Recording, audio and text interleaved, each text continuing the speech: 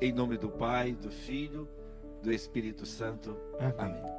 O maior dos exorcismos, a confissão. Gostaria de partilhar com vocês um testemunho. E esse testemunho é baseado aqui em Mateus 3, nos versículos 6 em diante, onde fala que os judeus e o povo da região vinham até João Batista e confessavam publicamente os seus pecados e eram batizados por ele no Rio Jordão. Por que aquele povo ia até João para confessar? Para serem livres de pesos, de opressões, para serem livres para Jesus. O mais bonito, eu gostaria de partilhar com vocês que nessa missão em Luanda, no momento da pregação, eu dei um testemunho quando a minha doce e querida Neuzinha, vamos completar 40 anos de casado, quando Lorena estava no ventre de Neuzinha, nós tínhamos tudo para ter tirado a criança, já que Neuzinha teve rubéola logo nos primeiros meses de gravidez. Tudo indicava que viria uma criança imperfeita. Nós dissemos não àquele assassinato. Nós não deixamos tirar a criança. E Deus nos deu uma criança linda, hoje mãe de 4 filhos. Mas o mais bonito é que minha filha Lorena hoje, ela salva vidas. Ela coordena, ela dá plantão numa UTI neonatal lá em Marabá, no Pará, na região amazônica. Mas quando dei esse testemunho, uma senhora no meio daquele povo, o mais bonito é que o encontro ao ar livre, sol de 40 graus, depois vem chuva, o povo não sai do lugar. Uma refeição por dia eles fazem. E alegres, cantando. Mas naquele momento que eu dei o testemunho, uma senhora veio adiante, chorando e gritando. Ajoelhou-se bem na frente do parlatório e começou a gritar, dizendo: eu não tive essa fé, eu acabei tirando a criança do meu ventre. Ela fez uma confissão pública dos pecados, porque aquilo pesava no coração dela, o ato de desamor de uma mãe para com o filho. De repente eu saí do local perto do altar e abracei ela e disse: Deus está vendo o teu arrependimento. Juntamente veio o sacerdote que tinha ido em missão comigo também na África. E ali, diante daquele povo, ela recebeu não só a absolvição do seu pecado, aqui igual esse povo que confessava publicamente os seus pecados. E ela dizia para nós: estou feliz, nunca me senti tão feliz. É como se tirasse um peso dos meus ombros. Ela dizia que muitas vezes pensava em tirar a própria vida, em se matar. Ela lembrava-se daquele ato impensado, aquela culpa que ela carregava durante tanto tempo, pesava tanto que a paralisava. E era uma paralisia espiritual que lhe tirava a alegria e a vida. Mas quando ela corajosamente se adiantou na frente daquelas mais de 5.000 pessoas, ao ar livre, quando ela ajoelhou naquele sol quente, no meio daquele chão, ela não teve vergonha de confessar publicamente, mas ela ficou livre, porque aquele que se humilhar será exaltado. É justamente isso que Jesus faz, Ele perdoa. Deus não veio para condenar, mas para perdoar. E eu gostaria de tomar rapidamente também uma passagem da Sagrada Escritura, que está no Evangelho de São Mateus, no capítulo 9, versículos 1 adiante. É o paralítico descido pelo telhado por 4 amigos. Imagina, 4 amigos chegaram na casa onde Jesus estava e tinha gente para tudo quanto é lado, não cabia mais em lugar nenhum da casa. Mas aqueles 4 amigos sabiam que se colocassem o paralítico nos pés de Jesus, bastaria aquilo, bastaria que Jesus pousasse os olhos sobre ele, aquele homem seria curado. Mas como não conseguiram introduzi-lo pela casa, devido à multidão que era imensa, que se apertava naqueles cômodos, eles tiveram uma ideia inusitada. Viram que tem um telhado. Naquele tempo o telhado era bastante sólido, porque se usava para secar o trigo. Era um lugar apropriado para as criações não comerem o trigo. Então era um lugar sólido, não era fácil destelhar um telhado de uma casa. Eles subiram com um amigo, 4 amigos para valer.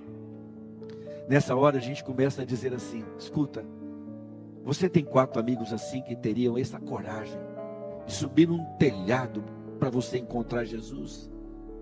Se você tem esses 4 amigos, diga obrigado, Senhor. E logo depois que terminar essa live, manda lá um WhatsApp, um recado e diga: olha, obrigado, você é um amigo de verdade que teria coragem de me passar pelo telhado de uma casa e me colocar nos pés de Jesus. E a palavra de Deus diz assim, que logo que Jesus pousou os olhos nele, vendo a fé daquela gente, fé dos 4, disse ao paralítico: meu filho, coragem, teus pecados te são perdoados. Ouvindo isso, alguns escribas murmuravam entre si: este homem blasfema. Lá em Marcos 2, que é a mesma passagem, São Marcos, ele é mais detalhista, dizendo assim: esse homem blasfema. Quem pode perdoar pecados, senão só Deus? Tem muitas pessoas que não buscam a confissão com essa palavra farisaica. Esquecem-se que o poder de perdoar pecados é dado a Jesus, à sua igreja. E em seguida, Jesus penetra com seu coração, com seu pensamento naqueles homens e disse a eles, penetrando logo seus pensamentos, perguntou-lhes: por que pensais mal em vossos corações? O que é mais fácil dizer: teus pecados te são perdoados, ou levanta-te e anda? Ora, para que saibais que o Filho do Homem tem na terra o poder de perdoar pecados. Tem na terra o poder de perdoar pecados.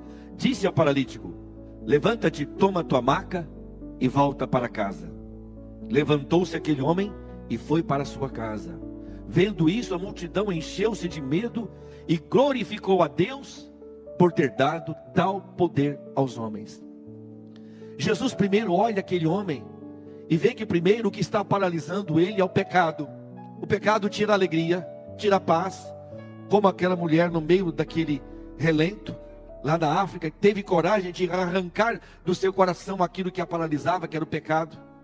Como diz o profeta Isaías, lá no capítulo 59, versículo 1 e 2, assim diz a palavra de Deus: não é a mão do Senhor quem é capaz de salvar, e nem o seu ouvido demasiado surdo para ouvir. São vossos pecados que colocaram uma barreira entre vós e o vosso Deus, de modo que a face se oculta para não vos ouvir. Então o pecado coloca uma barreira entre nós e Deus. O pecado adoece. Deus não veio para condenar, para salvar, para curar essa paralisia deste homem que somos nós. Nós muitas vezes nos sentimos paralisados por tantas coisas. As bênçãos de Deus ficam represadas. É como se Deus mandasse uma chuva de graça, mas estamos com guarda-chuva.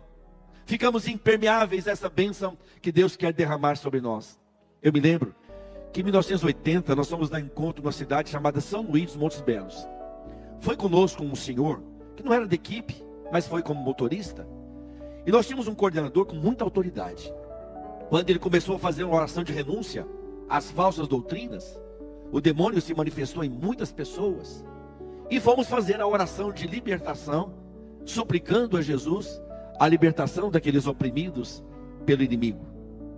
Rezamos e rapidamente as pessoas ficaram livres. Mas este nosso motorista começou a orar e uma pessoa muito realmente difícil de ser libertada, de repente uma terceira voz fala através daquela pessoa: quem é você para colocar a mão na minha cabeça? Ontem às 3 horas da tarde você estava no motel com uma mulher.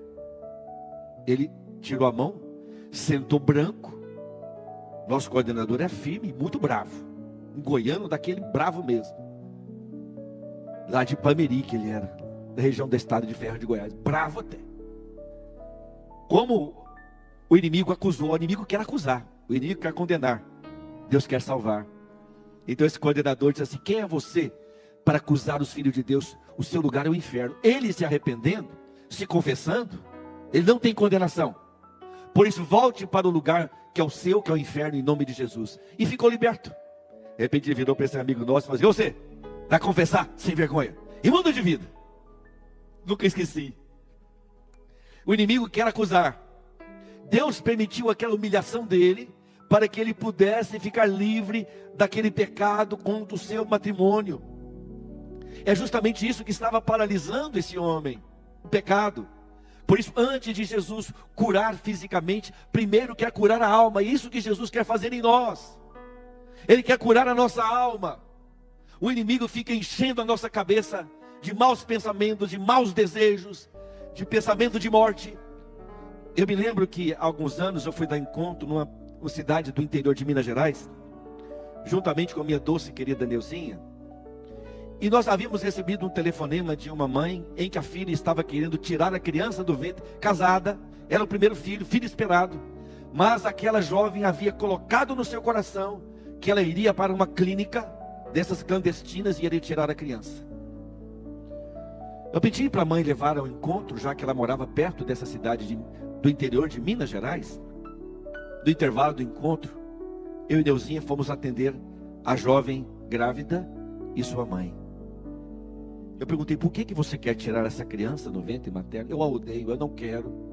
Jesus falou no meu coração: quem não quer que ela tenha essa criança é o demônio. Ela quer a criança, mas o demônio conseguiu colocar no coração dela pensamentos ruins que precisam ser tirados. E isso está paralisando o amor no seu coração. É isso que faz o pecado. O pecado paralisa o amor dentro de nós. O pecado paralisa a bondade. O pecado faz a pessoa deixar uma vida honrada, de família, para ir atrás de uma aventura. O pecado cega. O pecado, como diz em Romanos 6:23, o salário do pecado é a morte. Porque vai morrendo dentro de nós as coisas mais belas, os sentimentos mais belos. E vamos querendo fazer uma religião à nossa maneira, do nosso jeito. Queremos que as pessoas girem ao nosso redor. Nós começamos a nos tornar como Adão. Nós queremos ser como Deus. Nós somos donos da verdade e não aceitamos a verdade que vem de Deus. Então eu disse para ela: você quer ter essa criança? Quem quer matar essa criança é o demônio que está em você. De repente ela se transtornou e começou a esmurrar o ventre, que já estava aparecendo, com toda a força. Uma terceira voz surgiu uma voz muito forte, dizendo: ela não vai ter essa criança. Eu segurei a mão dela e disse: Jesus te ama. Jesus ama essa criança. Essa criança não vai morrer nesse ventre, porque Jesus te ama. Com essa palavra, a mulher ficou liberta. E ela começou a chorar, passava a mão no ventre e dizia: neném, eu te amo. Neném, você vai nascer.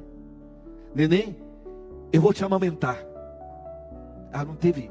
As lágrimas desciam na face dela, minha. Quando de repente o inimigo foi embora e ela confessou o pecado que ela estava no coração, essas más intenções. Algum tempo depois, quando estávamos numa comunidade lá perto de Brasília, a mãe dela foi nos dar o testemunho de que ela era uma ótima mãe, que a criança havia nascido.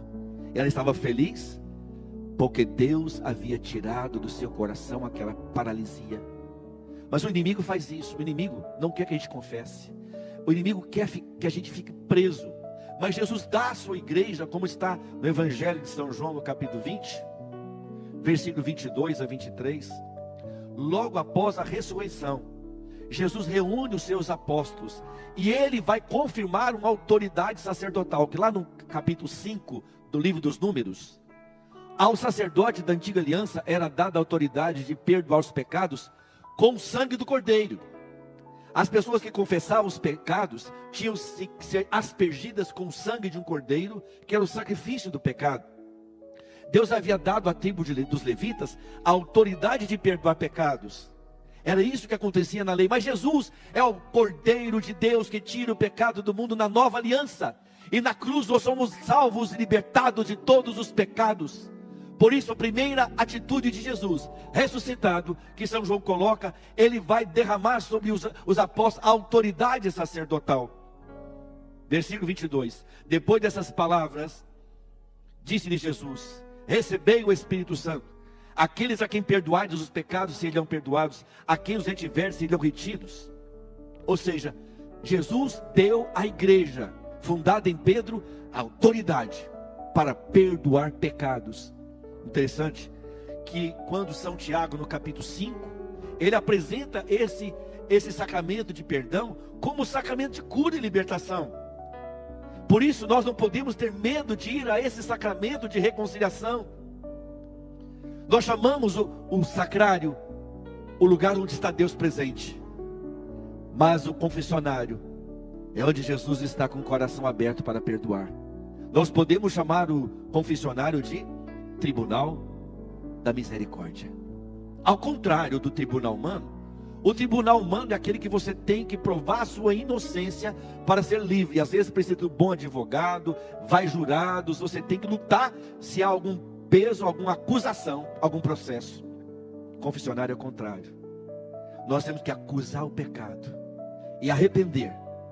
Ali nós ouvimos as palavras mais belas, porque o sacerdote, ele não perdoa em seu nome, mas em nome de Jesus, e pelo mandato e unidade com a igreja que ele recebeu de Cristo, pela sucessão apostólica, ele recebe essa autoridade de Deus, vem de Deus.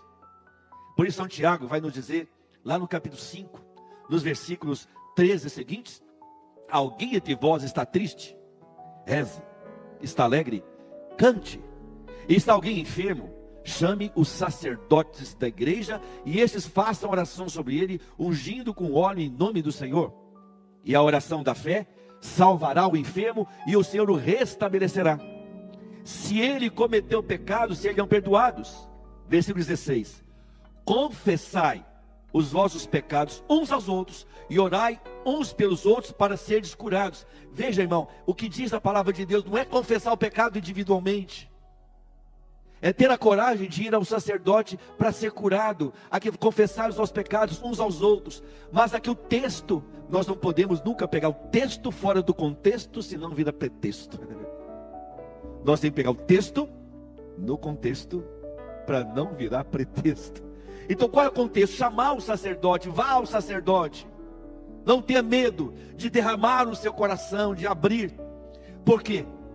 Se nós não buscarmos o tribunal da misericórdia, que é a confissão, nós corremos um grave risco de morrer em condenação. Eu me lembro, numa cidade do interior do Nordeste, um senhor não queria confessar.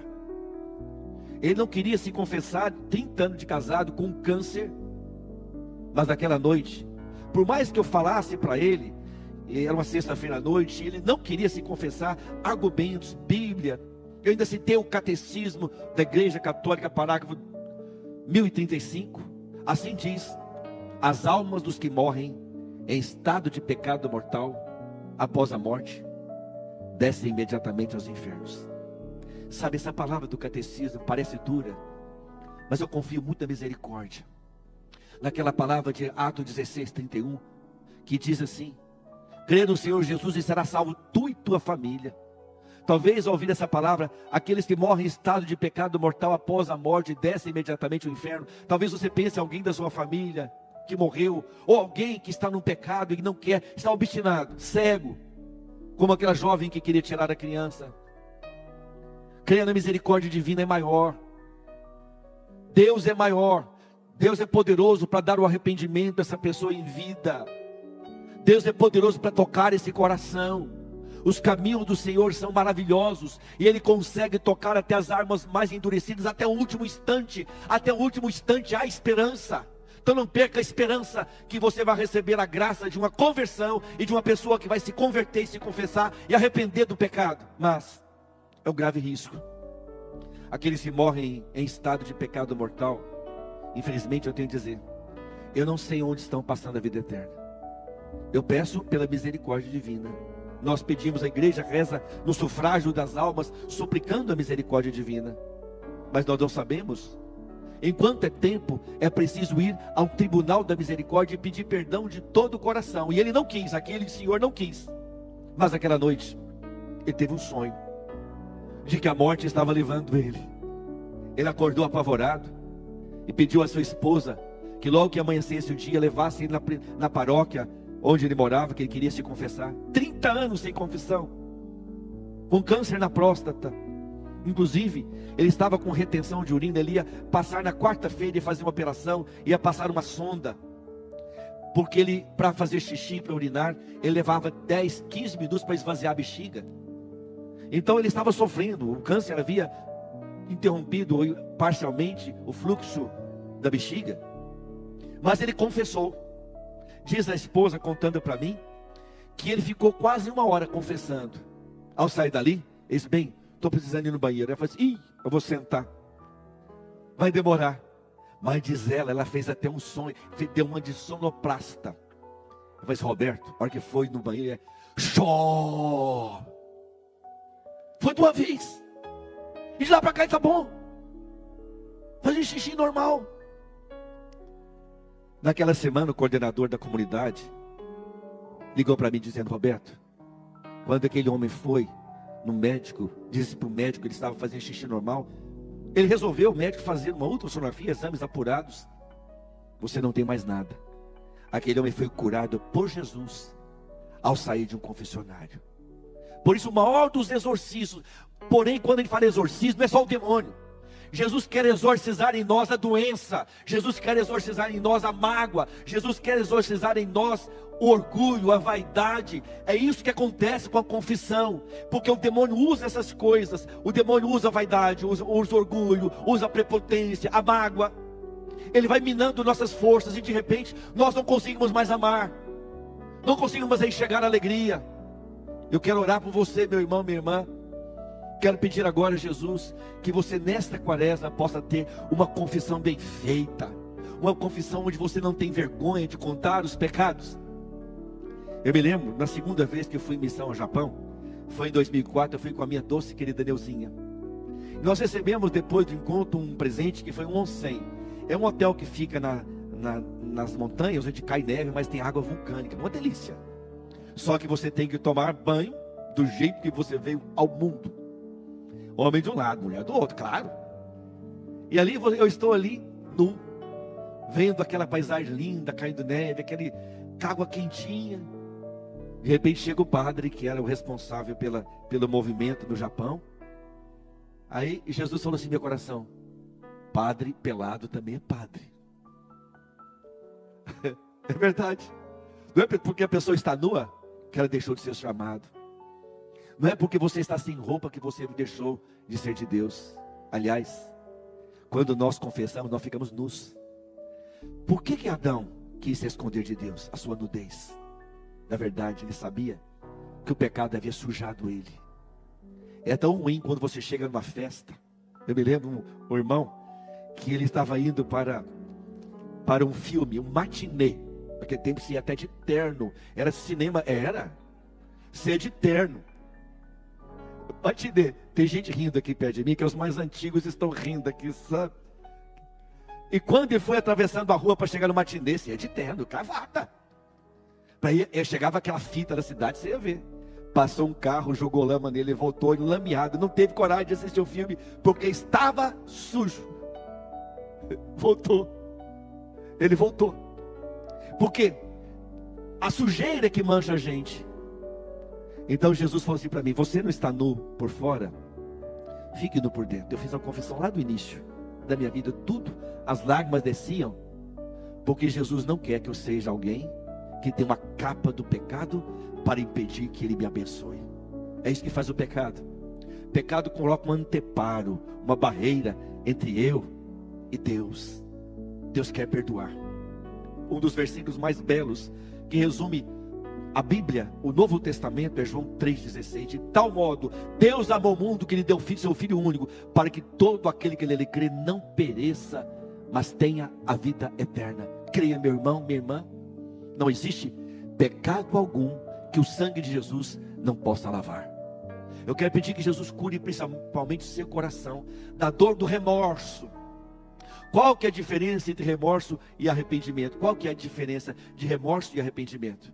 Arrependimento, eu não quero cair naquele erro mais, eu aceito a misericórdia divina. É Pedro. Sabe o que aconteceu com Pedro? O pecado de Pedro foi até mais intenso do que o de Judas. 3 vezes ele negou Jesus, dizendo: não conheço, não conheço, não conheço.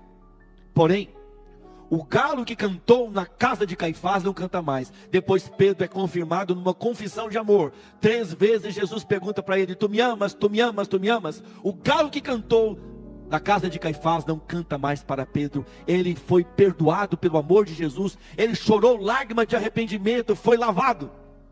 Mas Judas traiu. Judas sabia que era errado, ele tentou inclusive devolver as moedas ao templo, ele jogou.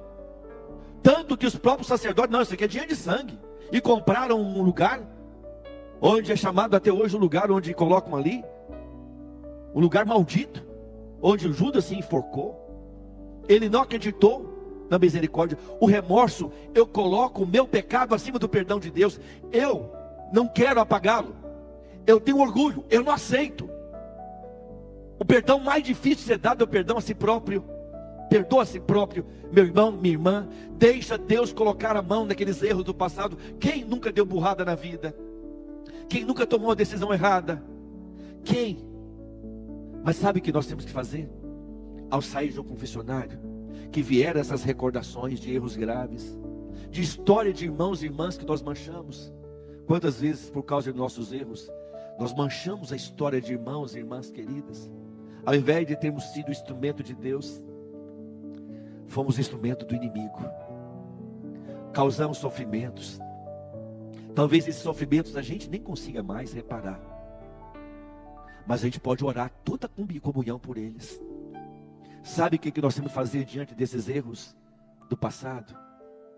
Dizer: Jesus já me perdoou, eu me perdoo também. Eu aceito o perdão de Deus, porque se Jesus me perdoa, por que você ficar escarafunchando? Você ficar remoendo o pecado? Se Jesus já perdoou, esqueça. Como está em Romanos 8, versículo 1, de agora em diante não há nenhuma condenação para aqueles que estão em Cristo Jesus. Não há mais condenação, meu irmão, minha irmã. Uma vez o pecado lavado, que você arrependeu e confessou, o passado foi cancelado, como Jesus assim o fez, lá com aquele ladrão da cruz. Jesus cancelou o pecado. Vantuan, um dos santos da igreja, que no ano 2000 pregou para o Papa o retiro sacerdotal, o retiro do clero.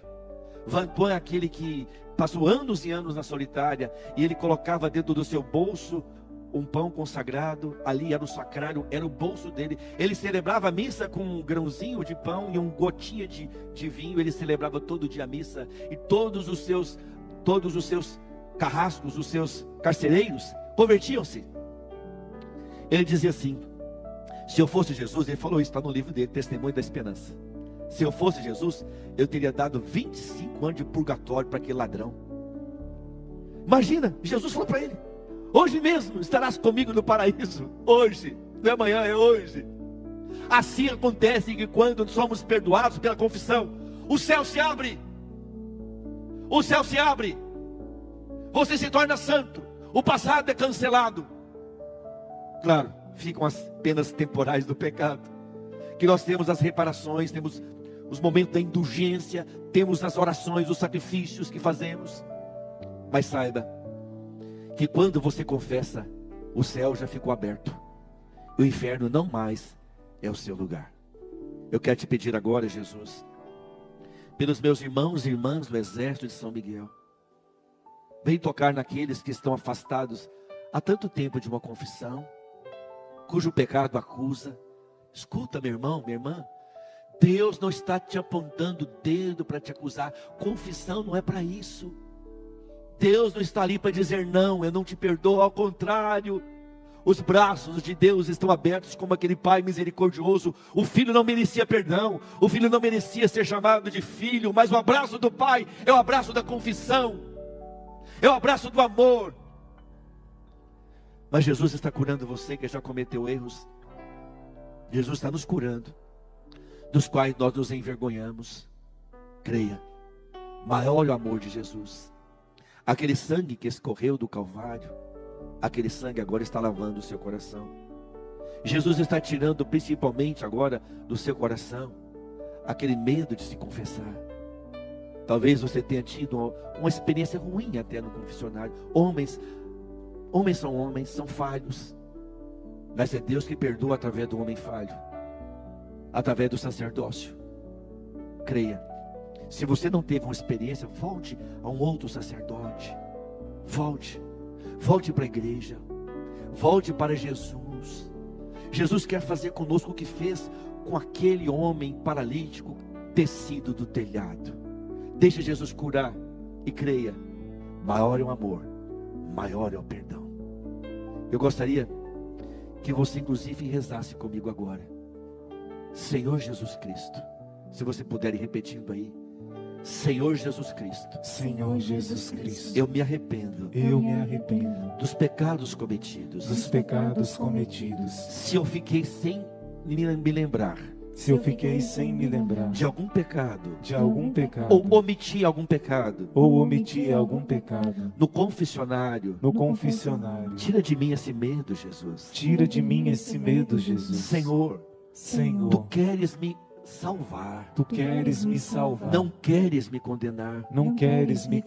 Eu quero dizer como Davi, ó Pai, dá-me um puro coração, e renova o teu Espírito em mim.